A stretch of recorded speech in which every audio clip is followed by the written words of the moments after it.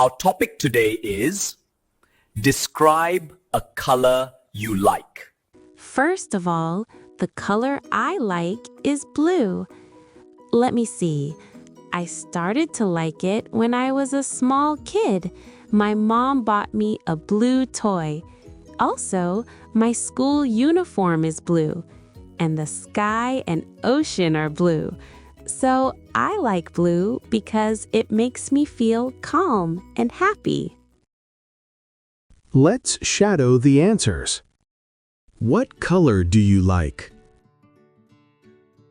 First of all, the color I like is blue. When did you start liking this color? Let me see. I started to like it when I was a small kid. What did your mom buy you? My mom bought me a blue toy. What else is blue? Also, my school uniform is blue. Are there other things that are blue? And the sky and ocean are blue. Why do you like blue? So I like blue because it makes me feel calm and happy.